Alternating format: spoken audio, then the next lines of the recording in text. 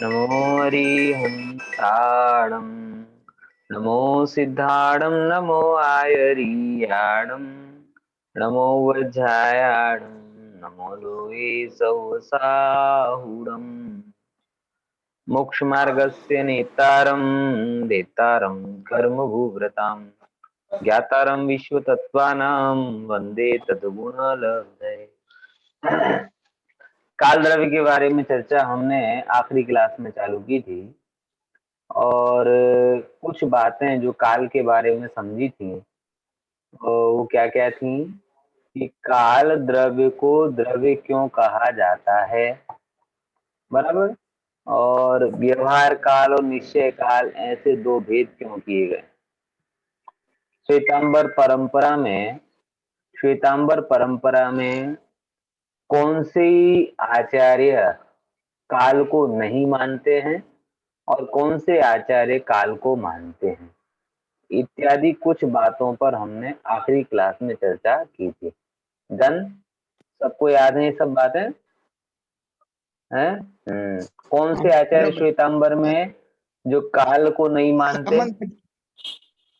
समंत भद्राचार्य। सिद्धसेन आचार्य नहीं, सिद्धसेन समंत भद्राचार्य तो दिगंबर आचार्य।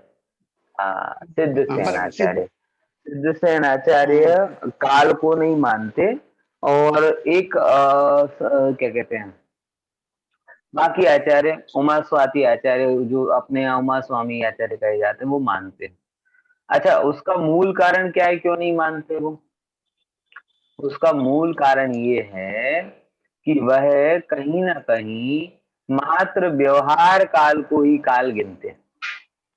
समझ में आया? मात्र क्या, व्यवहार काल को ही काल गिनते हैं। और स्वाभाविक है, व्यवहार काल तो कोई द्रव्य है नहीं। व्यवहार काल तो व्यवहार है, नाम में उसकी क्या छिपा हुआ है, व्यवहार। तो व्यवहार मतलब जो एक जगत में व्यवहार का साधन होता है वह व्यवहार, मतलब वस्तु नहीं। पॉइंट समझ में आया कि नहीं आया? तो इससे ऑटोमेटिकली सिद्ध हो जाता है कि उनकी नजर में काल का निश्चय परक स्वरूप नहीं है। और जिसको निश्चय परक स्वरूप खबर नहीं है, निश्चय परक स्वरूप नहीं मतलब जो हमने कहा निश्चय, काल का निश्चय परक स्वरूप क्या है, कौन बताएगा? काल का निश्चय स्वरूप क्या है, हैं? बताइए। का एक हेतुत्व है ना, कौन सा हेतुत्व है? परिणमन हेतु। परिणमन वर्तना हेतुत्व। हाँ, वेरी गुड। वर्तना हेतुत्व। वर्तना हेतुत्व मतलब क्या रहा कि जब जब काल द्रव्य को आप वर्तन, परिवर्तन कहते हैं ना, परिवर्तन, वर्तन मतलब होना। तो जब काल किसी अन्य द्रव्यों के होने में, बदलने में निमित्त बनता है, वो वर्तना हेतुत्व है उसका गुण। वो गुण कैसा है? बोले जैसे धर्म द्रव्य का गति हेतु है, अधर्म द्रव्य का स्थिति हेतु है, आकाश का अवगाहन हेतु है, उसी प्रकार काल द्रव्य का भी एक गुण है जिसे हम कहते हैं वर्तना हेतु। तो जो उसके निश्चय स्वरूप यानी वर्तना हेतु को पकड़ते हैं उन्हें काल द्रव्य स्वीकार होता है, और जो उसके मात्र व्यवहार हेतु को पकड़ते हैं, व्यवहार हेतु मतलब व्यवहार काल जिसे अपन कहते हैं, ये 5 साल का है, ये 15 साल का है, ये 25 साल का है, ये छोटा है, ये बड़ा है, बराबर। ये जल्दी करता है, ये देर से काम करता है। तो ये जो जल्दी का, देर का, छोटे का, बड़े का, 5-15 साल, घंटे 2 घंटे, घड़ी मिनट का जो व्यवहार है, ये सब कौन सा काल कहलाता है? ये व्यवहार काल कहलाता है। अब स्वाभाविक है, व्यवहार काल किसी द्रव्य और गुण की पर्याय तो है नहीं। 5 बजना, ये 5 बजना कौन से गुण की पर्याय है? 9 बजना ये कौन से गुण की पर्याय है? हैं? बोलो, विचार करके देखो। सरदार जियों में कहते हैं 12 बज गए, तो कौन से गुण की पर्याय से 12 बजे? है? समझ में आया कि नहीं आया? तो ये जो जिन्होंने काल के स्वरूप में मात्र व्यवहार पना देखा, तो उन्हें लॉजिकली ये लगा कि वास्तविक बात है, ये तो कोई वस्तु नहीं है। लेकिन जिन्होंने काल के स्वरूप में भी परमार्थपना देखा, उनको ये लगा कि यार ये तो जरूरी चीज है, ये तो द्रव्य होना चाहिए। तो वास्तव में काल द्रव्य है ही, इसमें संशय का कोई स्थान नहीं है। अगर हम काल को द्रव्य नहीं माने तो हमें धर्म को भी द्रव्य नहीं मानना पड़ेगा, अधर्म को भी नहीं मानना पड़ेगा, आकाश को भी नहीं मानना पड़ेगा। जिस हेतु से काल में द्रव्य पने का निषेध होता है, उसी हेतु से सारे बाकी चार द्रव्यों में धर्म द्रव्य पने का निषेध हो जाएगा, तो मात्र दो द्रव्य बचेंगे, जड़ और चेतन। तो ऐसा वस्तु का स्वरूप है नहीं। बराबर। कोई प्रश्न इसके बारे में? व्यवहार काल समझ में है? व्यवहार काल, चलो उसको देख लेते हैं थोड़ा। ये वाला है व्यवहार काल। व्यवहार मतलब जिसको अपन लास्ट क्लास में देखा था, विकल्प से देखना, भेद कर करके देखना, ये व्यवहार काल है। बराबर। व्यवहार काल के लिए क्या परिभाषा दी है जो अपन ने की थी? व्यंजना पर्याय, व्यंजन पर्याय की। व्यंजन पर्याय का अवस्थान काल, और व्यंजन पर्याय मतलब क्या लिया? दीर्घ काल तक रहने वाली पर्याय, कि जो पर्याय अमुक समय तक रहती है उसे हम व्यंजन पर्याय कहते हैं। बराबर। अब उसने क्या बोला कि ऐसी कौन सी पर्याय है? बोले बालक की पर्याय, देव पर्याय, मनुष्य पर्याय। ये सब एक पर्याय है जो सर्टेन टाइम तक रहती हैं, कुछ समय तक रहती हैं, और कुछ समय तक रहती हैं, इसलिए कौन सी पर्याय कहलाती हैं? व्यंजन पर्याय कहलाती हैं। बराबर। समझ में आया ना? देखो, इतना ख्याल में है? अगली स्लाइड लें। ओके, चलो। ये कहाँ गया? हाँ, अब देखो एक अलग बहुत ज्यादा, द्रव्य की पर्याय की जघन्य स्थिति। द्रव्य की पर्याय की जघन्य स्थिति, एक समय कोई भी द्रव्य की पर्याय हो, अथवा कहें कोई भी पर्याय हो, उसकी अगर जघन्य स्थिति देखोगे तो कितनी होती है? हर द्रव्य की जघन्य स्थिति एक समय की ही होती। ध्यान रखना, हर द्रव्य की जघन्य स्थिति एक पर्याय की एक समय की ही होती है। आपका ज्ञान भी एक समय ही टिकता है खरे का। जैसे अगर बहता पानी हो तो बहता पानी अपनी जगह पर कितनी देर रुकेगा? मुझे बताओ। है? बहता पानी हो तो अपनी जगह पर कितनी देर रुकेगा? स्वाभाविक है, उस पानी की अपनी जगह रुकने की स्थिति कितनी होगी? एक समय ही होगी, क्योंकि निमिष मात्र में ही तो क्या निकल जाएगा? आगे निकल जाएगा। बहता पानी समझ गया? Flowing water. बराबर। तो फ्लोइंग वाटर है, अगर उसकी स्थिति देखी जाए तो कंपलसरी उसकी स्थिति एक समय ही होती है।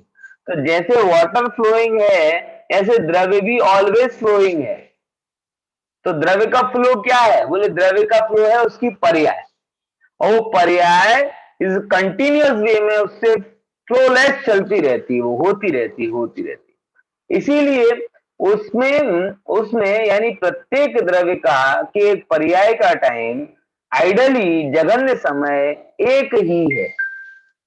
भले ही वो केवल ज्ञान की पर्याय पर साधी अनंत बोलते हैं, लेकिन वास्तव में साधी अनंत काल नहीं है। केवल ज्ञान की पर्याय का टाइम कितना है? एक समय। अरे आप तो बोलते केवल ज्ञान कभी नष्ट नहीं होता। हाँ, केवल ज्ञान के रूप में नष्ट नहीं होता, लेकिन केवल ज्ञान की पर्याय तो स्वसमय ही होती है। वो अगले समय नष्ट हो जाती है, फिर उसके बाद में फिर अगले समय में होती है। यानी केवल ज्ञान रूप पुनः उत्पन्न हो जाता है। केवल ज्ञान के रूप में पुनः उत्पन्न हो जाता है, इसीलिए फर्क नहीं पड़ता है। बोलो, अपने शरीर में कोई परिवर्तन हो रहा कि नहीं हो रहा? वैज्ञानिक बोलते हैं 70-80 दिन में अपनी पूरी चमड़ी बदल जाती है। अकेले सांप ही केचुली नहीं छोड़ता, हम भी छोड़ते हैं, लेकिन सांप एक साथ छोड़ता है और हम धीरे धीरे छोड़ते हैं। आपको पता है 80-90 डे में अपनी पूरी स्किन बदल जाती है। समझ में? तो आपको तो पता नहीं चलता। बोले दूसरी उसी के जैसी दूसरी अगर परमाणु हो जाते हैं तो आपके चेहरे का परिणाम आपको पता नहीं चलता।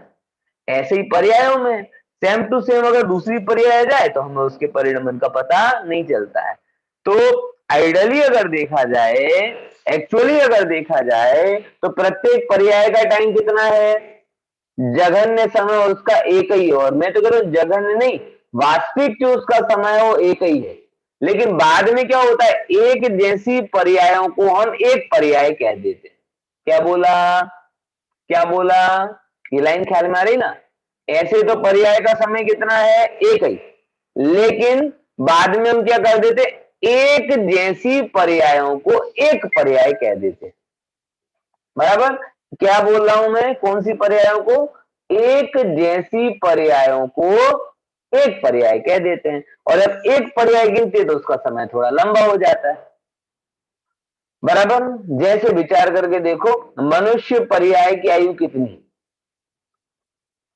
विचार करके देखो। तो अगर आप देखोगे तो एक समय, हर समय आप मरण को प्राप्त हो रहे कि नहीं हो रहे। भूत की पर्याय मर गई है, भविष्य की पर्याय है ही नहीं है, तो एक्चुअल में आपके पास में कितनी पर्याय है, एक समय है कि नहीं है। अब एक समय एक समय एक समय एक समय एक समय एक समय एक समय 70-80 साल रह जाता है, तो हम कहते हैं मनुष्य पर्याय 70-80 साल की है। लेकिन वास्तव में देखा जाए तो प्रत्येक पर्याय हर समय हो रही है। भूत की नष्ट हो गई, भविष्य की आई नहीं है। बात समझ में आई कि नहीं आई।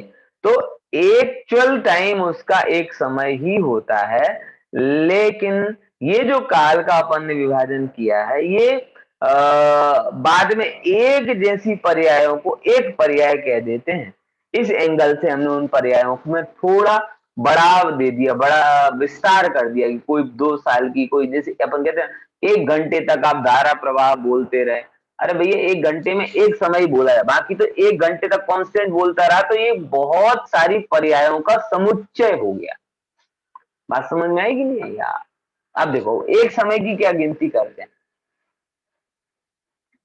देखो, आकाश के एक प्रदेश पर स्थित परमाणु मंद गति से गमन कर अनंतर प्रदेश पर स्थित हो, इसमें लगने वाला समय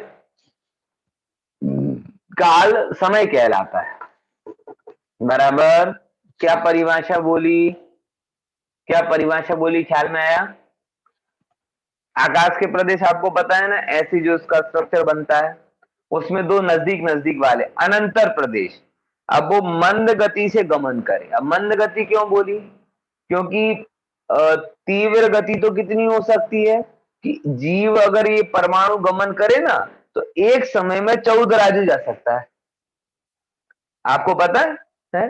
जो हाइपरसोनिक ट्रेन है ना, वो भी 35,000 गमन कर पाती है। लेकिन एक परमाणु का कितना है कि एक समय में 14 राजू गमन कर सकता है। इतना पोटेंशियल एक परमाणु में है, ये इतना पोटेंशियल। तो उसको अब एक समय पूरे 14 राजू को गमन करने को हम एक समय नहीं बोल रहे यहाँ पे हम कह रहे मंद गति से, यानी टहलते हुए जब वो निकले, दौड़ते हुए नहीं। वो शब्द है ना अपने, एक तो भाग दौड़ना और दूसरा टहलना। तो जब परमाणु टहलते हुए अपने पड़ोसी आकाश के प्रदेश में जाए, तो उसके टहलने में जितना समय लगता है एक प्रदेश को छोड़कर अपने दूसरे प्रदेश यानी पड़ोसी के घर में जाने में, वो समय कहलाता है एक प्रदेश। बात ख्याल में आई, समझ में आया कि नहीं आया। क्या बोला, देखो ये यहां लिखा है, आकाश के एक प्रदेश पर स्थित परमाणु मंद गति से गमन कर, એટલે बिल्कुल मंद, इसलिए मैंने शब्द बोला टहलते हुए, अनंतर मतलब near about, way from very next, बराबर, अनंतर प्रदेश पर स्थित हो, उसमें लगने वाला समकाल वो समय कहलाता है। अथवा देखो, अथवा समीप रहने वाले दो परमाणु जितने समय में परस्पर उल्लंघन करें वह काल कहलाता है। इट मीन्स क्या है, अभी तो टहलते हुए जा रहा है, एक परमाणु जा रहा है, अब कह रहे दोनों यहां से ये चले और यहां से ये चले। वो राम पिछले लॉकडाउन में आई थी ना रामायण, यहाँ से राम तीर चलाते थे, वहां से रावण चलाता था, यहाँ से लक्ष्मण चलाते थे, वहां से मेघनाथ चलाते थे, हैं चलाते थे कि नहीं चलाते। तो वो दोनों एक जगह से जाके जो उल्लंघन करे, ऐसे उल्लंघन समझ गए ना, यहाँ से ये परमाणु चला, वहां से दो परमाणु चला निकटवर्ती, तो दोनों एक दूसरे को क्रॉस जिस समय करते हैं और उसके क्रॉस करने में जितना टाइम लगता है वो क्या कहलाता है, एक समय। अब देखो दोनों परिभाषाओं में एक ही बात बोली, ये चलकर यहां जाए तो भी एक समय, और दोनों एक साथ चलें और क्रॉस करें तो भी एक समय। अब अपने को ये थोड़ा मैथमेटिकली रॉन्ग लगता है कि ऐसा कैसे हो सकता है, लेकिन एकदम नजदीक हो तब हो सकता है। यहां से यहां चले हैं तो वो एक समय, यहां से वो कुछ भी मूव करेगा या नहीं करेगा, वो एक समय ही लगेगा। तो एरिया की सबसे छोटी यूनिट, टाइम की सबसे छोटी यूनिट, और पदार्थ की सबसे छोटी यूनिट, तीनों यूनिट वहां पे काम कर रहे हैं। कौन सी? एरिया की सबसे, मतलब क्षेत्र की सबसे छोटी यूनिट कौन सी है? प्रदेश। पदार्थ की सबसे छोटी यूनिट क्या है? परमाणु। और समय की सबसे जो छोटी यूनिट क्या है? काल की सबसे छोटी यूनिट समय। तो तीनों की जो सबसे स्मॉलेस्ट यूनिट है वो इसमें काम करती है। बराबर समझ में आया कि नहीं आया? इसीलिए दोनों में सेम समय ही बताया गया है ना? देखो, दोनों परिभाषाएं क्लियर हो गई। एक में एक परमाणु के सापेक्ष समय बताया गया है और एक में दो परमाणु के सापेक्ष समय बताया। फंडामेंटल डिफरेंस ये है। ओके, अब देखो आगे क्या कहते हैं। काल द्रव्य कितने हैं? काल द्रव्य कितने हैं? तो इसके लिए वही एग्जांपल दिए यहाँ पे, देखो, रैणाणम राशि में, ये रत्नों की राशि के जैसा। रैणाणम राशि समझते हैं ना, कि लोक में रत्नों की राशि, रत्नों की राशि पूरे जैसे भर दी जाए, जैसे चित्र में बताया गया है, एक एक प्रदेश पे डायमंड से जरी का काम कर दिया जाए, तो ऐसे ही पूरे लोक में ये काल द्रव्य जितने लोक के प्रदेश हैं उतने हैं। बराबर? कितने हैं? जितने लोक के प्रदेश। लोक के प्रदेश कितने हैं? बोले यहाँ दिखाई दे रहे ना, 1 2 3 4 5 6 7 8, इतने ही होंगे ना, 50 60। बोले नहीं, असंख्यात हैं। तो असंख्यात है तो कालाणु कितने हो गए? असंख्यात कालाणु हो गए।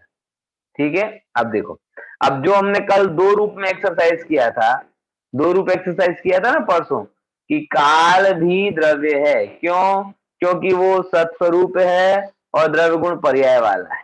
तो इसमें उसके कुछ और विशेषणों को बताया है। बराबर? परसों का तो बात याद होगी, उसको थोड़ा बढ़ाते हैं। देखो, काल भी द्रव्य है। क्यों? क्योंकि वो सत्स्वरूप रहता है, हमने बताया था। उत्पाद व द्रव्य सहित होता है, ठीक है। गुण पर्याय वाला है, ठीक है। ये तीनों बातें तो क्लियर हो गई, ठीक है ना?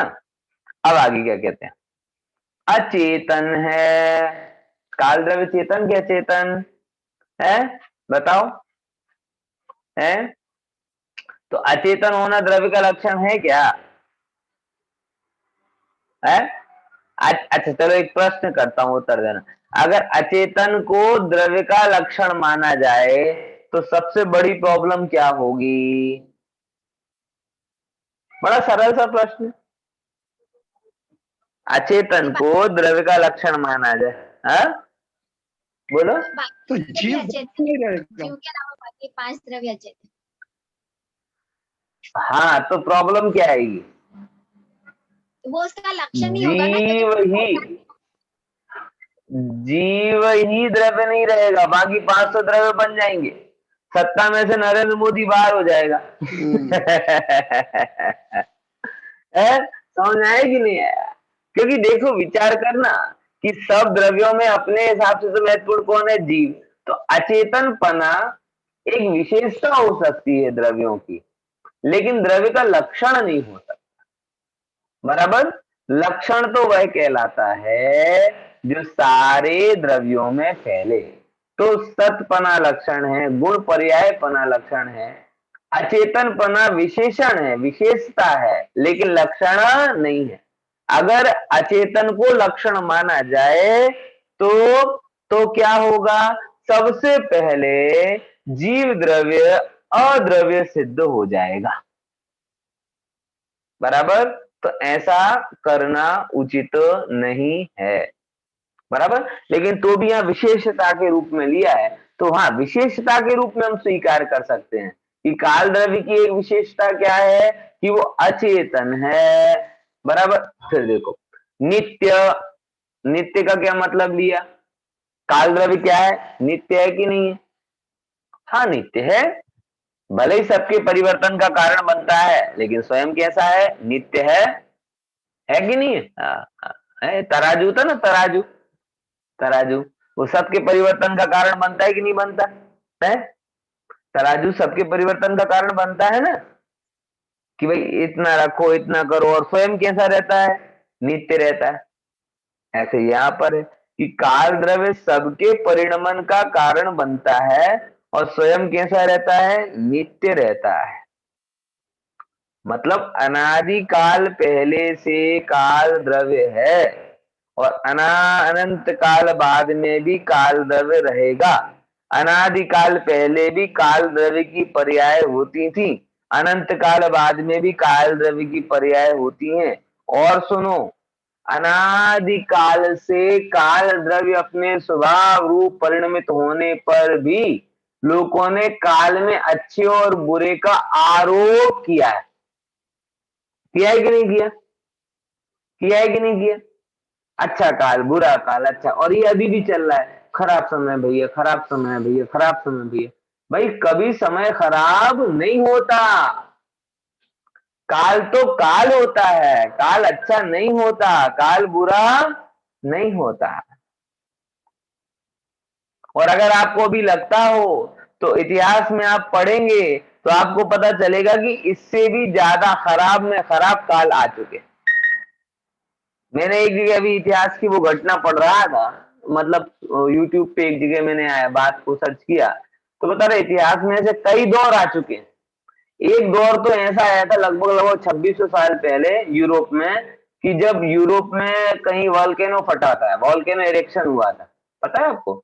और वॉल्केनो इरेक्शन के कारण इतनी धूल निकली थी कि लगभग लगभग ऑलमोस्ट 1.5 साल तक सूरज नहीं दिखा था। अब आप कल्पना कर रहे हो 1.5 साल तक सूरज ना दिखे तो क्या हालत हुई होगी उस समय।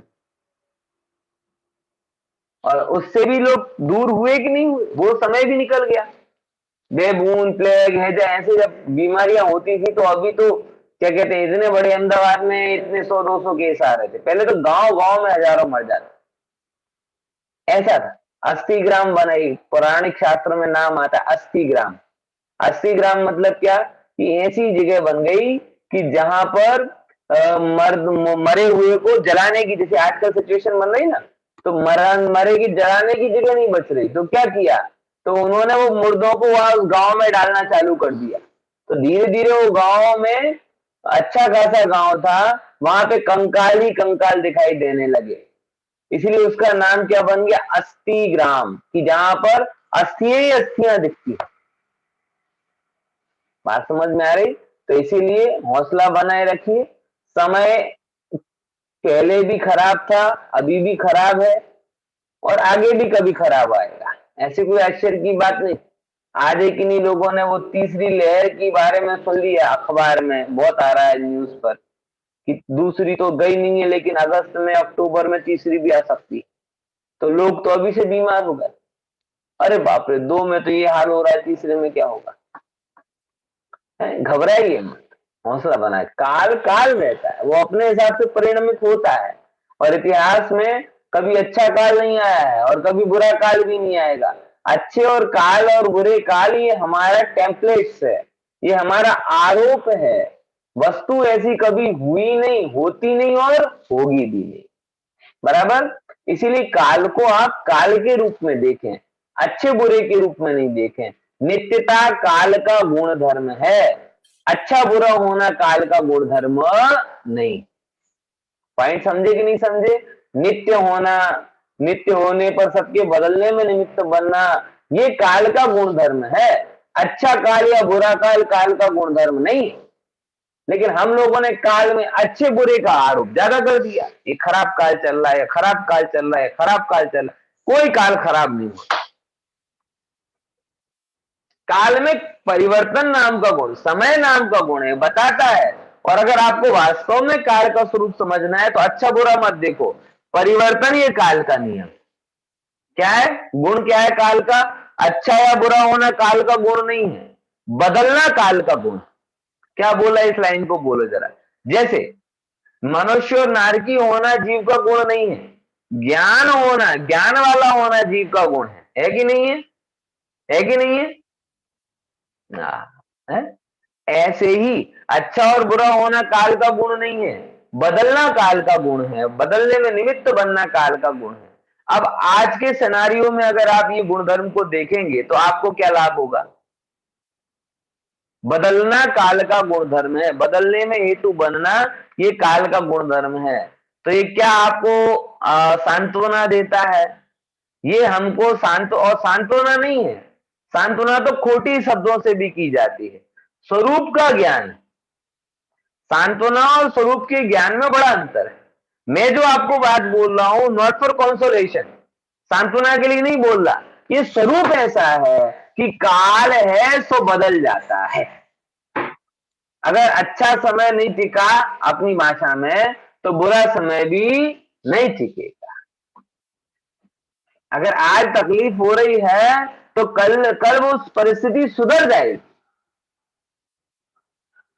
क्योंकि ऐसा ही काल का स्वरूप है। मैंने आपको एक बार एक कहानी सुनाई थी, मुझे बड़ी अच्छी लगती थी कि एक बार एक राजा ने अपने मंत्रियों से बोला और ये बोला कि मुझे कोई ऐसी बात बोलो जिसको सुनकर मुझे और कोई ज्ञान की जरूरत नहीं रहे। बराबर। तो क्या कहते हैं, राजा ने बहुत सारी बातें बोली, सब लोगों ने अपनी अपनी मर्जी से बहुत सारी बातें बोली। एक ने उसको एक अंगूठी में एक मंत्र दिखा, बोले जब बहुत मुसीबत में हो तब आप इसको खोलना। बराबर। तो ऐसा ही हुआ और बहुत एक मुसीबत आई, पड़ोसी राज्य ने आक्रमण कर दिया, उसकी पत्नी का अपहरण हो गया, बच्चे मर गए, धन छिन गया, सब हो गया। तो उसे याद आया कि अरे ये क्या हुआ, तो अब क्या करें। तो उसने अरे वो बात क्या है कि अंगूठी में एक मंत्र लिखा है, तो उसने मंत्र खोल के देखा तो पता उसने क्या लिखा था? है क्या लिखा था? खुशी बहन बोलो। है? हाँ बोलो। सर ये वक्त भी निकल जाएगा, बदल जाएगा। वेरी गुड, इतनी सी लाइन लिखी थी, ये समय भी बदल जाएगा। और राजा ने जैसे ही सुना एकदम स्थिरता आ गई उसको। बोले अगर राजपाट के दिन नहीं रखे तो ये भी नहीं रहेंगे। बराबर। फिर रोने लगा एकदम, बोले कि फिर से राजा बन जाऊंगा, बोले राजपना भी चला जाएगा, तो फिर से गरीब हो जाऊंगा तो वो भी चला जाएगा। तो ऐसे करे वो, हंसे फिर रोए, फिर हंसे फिर रोए, फिर हंसे फिर रोए। हाँ, और ऐसे हंसते रोते रोते उसे संसार की नश्वरता ख्याल में आ गई और बोलेगी अब मैं इस काल के चक्कर में नहीं पड़ूंगा, अब हम इस काल के चक्कर से परे हो जाओ। ये ध्यान में रख, आप ये मत समझ लेना कि आप इम्यूनो बढ़ा बढ़ा के निर्भय हो जाओगे। आप ये मत समझ लेना कि आप वैक्सीन लगवा के निर्भय हो जाओगे। आप ये मत समझ लेना कि आपको एक बार कोरोना हो गया तो आप निर्भय हो जाओगे। जब तक देह के प्रति आपका वैराग्य नहीं बढ़ेगा, वस्तु व्यवस्था का सही ज्ञान नहीं होगा, तब तक आप इस काल का एक टूल बन के रहोगे। और जब आप वस्तु व्यवस्था को समझ जाओगे, संसार शरीर और भोगों से विरक्त हो जाओगे, तब आप काल के बॉस बन जाओगे। तो आपको काल का नौकर बन के रहना है कि काल का स्वामी बन के रहना? बराबर। तो काल का स्वामी बन के रहना हो तो शरीर आदि से भिन्न त्रिकाल में हूं, ये समझना। और अगर काल का नौकर बनना हो तो ये अच्छा समय है, ये बुरा समय, अच्छा समय बुरा समय करते रहे, क्योंकि अच्छा समय बुरा समय करोगे तो आप काल के नौकर बन जाओगे। काल का खराब समय इसलिए खराब काम हो रहा है, अच्छा समय इसलिए अच्छा का। तो जैन धर्म आपको काल का सेवक बनना नहीं सिखाता। जैन धर्म कहता है कि आप काल से परे चले जाओ। काल से परे चले जाओ का मतलब क्या है कि बाहर में व्यवहार काल के निमित्त से जो भी परिवर्तन हो, उन परिवर्तनों को आप ऐसे स्वीकार करो जैसे कुछ है ही नहीं। बोलो, है ताकत? आज ही मेरे जानने में किस्सा आया, मेरे ऑफिस की एक बात घटना बताता हूँ कि एक मेरे कलीग्स हैं और कलीग्स के जीजा जी, उनको कुछ सांस की प्रॉब्लम हुई तो उनको बेभान करके हॉस्पिटल में ले जाके आईसीयू में लेके चले गए। कोरोना हुआ था, कोरोना ठीक हो गया, सब हो गया था, तकरीबन 10 दिन पहले कोरोना भी ठीक हो गया था, सब हो गया था। आईसीयू में चले गए तब तो बेभान किया था, जैसे ही होश में आए तो देखा कि अरे सिलेंडर लगा है, वेंटिलेटर पे हूँ, ये हूँ वो, घबरा गए हार्ट अटैक हो गया, मर गए। रिकवर होने के बाद में मर गया। क्यों क्यों मर गया? क्योंकि परिवर्तन स्वीकार नहीं करता। ये क्या हो गया, मुझे कैसे हो गया? बात समझ में आ रही कि नहीं आ रही? ये क्या था? ये काल का सेवक था, और काल का सेवक किसके मुंह में चला गया? काल के मुंह में चला गया। और काल का स्वामी होता तो होने वाले हर एक परिवर्तन का ज्ञाता। मैं देख रहा हूं कि मुझे बॉटल लगी है, मैं देख रहा हूं कि मुझे ऑक्सीजन चढ़ी है, मैं देख रहा हूं, जान रहा हूं कि वेंटिलेटर पे हूं, जब तक जी रहा हूं तब तक देख जान रहा हूं, देह छूट जाएगी तो दूसरी पर्याय में देख जान लूंगा। बात समझ में आ रही है? ये काल का स्वामी है। तो जैन धर्म आपको क्या सिखाता है? जैन धर्म ये नहीं कहता कि आप काल के सेवक बनो, जैन धर्म ये कहता है कि आप काल से परे चले जाओ, क्योंकि आत्मा त्रिकाल है, और जिसने त्रिकाल में अपना अहमपना कर लिया वो तत्काल की चिंता नहीं करता। और हमारी मेन समस्या ये है कि हम तत्काल में इतना वो करके बैठे हैं कि त्रिकाल में कौन है। विचार करके देखो, ट्रेन का भी तत्काल टिकट कौन करवाता है? कि जिसने पहले का कंफर्म नहीं किया कराया हो। पहले का कंफर्म जिसने कराया वो तत्काल थोड़ी कराएगा है, और जिसने पहले का कंफर्म नहीं किया है वो तत्काल के पीछे दौड़ता है। ऐसे ही है, जैन धर्म कहता है तेरा सब पहले से कंफर्म है तो तुझे तत्काल कराने की जरूरत क्या है। और तत्काल में रिस्क ज्यादा होती है ना, पैसे भी ज्यादा देने पड़ते हैं, मिलता भी नहीं है? तो तत्काल के चक्कर में पड़ते क्यों? त्रिकाल को समझो। त्रिकाल को समझने वाला तात्कालिक टेम्पररी परिवर्तनों से घबराता नहीं है। बराबर? ये तो बीच में थोड़ी आपको वर्तमान परिस्थिति के हिसाब से उपदेशात्मक शिक्षा दी, लेकिन यहाँ पे नित्यता के स्वरूप को अपन विस्तार से समझ रहे हैं। बराबर? अब देखो छठे नंबर का गुणधर्म क्या है काल संबंधी? अवस्थित होना। अवस्थित होना मतलब अवस्थित मतलब अपनी जगह पर ही रहना। अपनी जगह पर ही रहना मतलब क्या है? मतलब बड़ा सिंपल सा है। सिंपल सा मतलब ये है कि काल द्रव्य कभी भी एक काल दूसरे काल को साथ में लेकर गॉसिप करने नहीं चला जाता कि चलो चलो चलो આપણે બંને જઈએ આટો મારીને આવી, તો એકની જગ્યા ખાલી થઈ ગઈ ને બીજાની જગ્યા બે આવી ગયા, આવું નથી। असंख्यात काल के प्रदेश हैं, असंख्यात कालाणु हैं, और वो सब अपनी अपनी जगह पर ही रहते हैं। आप कभी देखोगे ऑफिस में जाओगे तो एक चेयर खाली मिलेगी और एक चेयर पे 3-4 लोग मिल जाएंगे। क्या कर रहे हैं वो?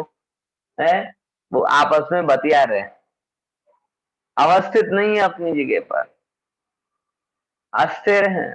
तो काल द्रव्य में ऐसी अवस्थितपना होता है, अस्थिरपना नहीं होता, अपनी अपनी जगह ही रहते हैं। सारे के सारे कालाणु, असंख्यात असंख्यात कालाणु अनादि काल से लेकर अनंत काल पर्यंत अपनी अपनी जगह पर ही रहते हैं। और इस जीव को 14 दिन लॉकडाउन में घर पे रहने का बोला जाए तो पागलों की भांति कहीं यहाँ जाता है, कहीं वहां जाता है, कहीं कुछ करता है, कहीं अपनी जगह रहने की इसे आदत ही नहीं है। ये चीज यहाँ पर विशेष समझने लायक। देखिए थोड़ा और आगे बढ़ते हैं। अवस्थित हो गया। अमूर्तिक है। काल द्रव्य कैसा है? अमूर्तिक है। अमूर्तिक मतलब, अमूर्तिक मतलब है स्पर्श रस गंध वर्ण नहीं है उसके अंदर, इसलिए अमूर्तिक है ना। हाँ हाँ देखो, अपन तो कह देते हैं कि काल पता नहीं कैसे कैसे दिन दिखाएगा, बोलते कि नहीं बोलते? कैसे कैसे दिन दिखाएगा। अरे देखने वाली खूबी काल में है ही नहीं। हम लोग कैसे कैसा उपचार कर देते बताओ, पता नहीं समय क्या क्या दिखाएगा। अरे समय को दिखाता है क्या? जो खुद अमूर्तिक है वो तुम्हें क्या दिखाएगा? है? समझ में है कि नहीं है? काल जगत में सबसे ज्यादा जिसे अपन कहे ना आरोपित व्यक्ति है, जिसने आज तक किसी का कुछ नहीं बिगाड़ा, लेकिन तो भी सबसे ज्यादा आरोप किसके ऊपर लगे हैं? काल पर ही लगे। वो तो उसकी तरफ उससे कोई केस लड़ने वाला नहीं है, नहीं तो सब पे मारा नहीं ठोक दे। क्या करके रखा है, क्या बोल के रखा है? जब देखो हर चीज में मेरा आरोप, काल ने बिगाड़ दिया, समय खराब है, समय ऐसा है, समय वैसा है? विचार करके देखो। तो काल द्रव्य ने आज तक किसी का कुछ नहीं बिगाड़ा, अवस्थित है वो बेचारा, अरूपी है वो बेचारा, वो कुछ दिखाता है ना बदलता है, निष्क्रिय है। एक शब्द क्या बोला? निष्क्रिय। निष्क्रिय मतलब क्या? एक्टिवली कुछ नहीं करता। छठा काल भी कुछ बिगाड़ता नहीं है, ध्यान रखना। जीव अपने परिणामों से बिगड़ता है। चौथा काल भी कुछ सुधारता नहीं है, जीव अपने परिणामों से सुधरता है। इसीलिए आरोप लगाना बंद करो, काल काल के स्वरूप को समझो कि काल अवस्थित है। फिर उसके बाद में क्या? निष्क्रिय है। निष्क्रिय मतलब कभी किसी के एक्टिवली किसी काम में इन्वॉल्व नहीं होता, किसी को इंटेंशनली मोक्ष ले जाने में रस नहीं है, और किसी को इंटेंशनली उसे नरक ले जाने में रस नहीं है।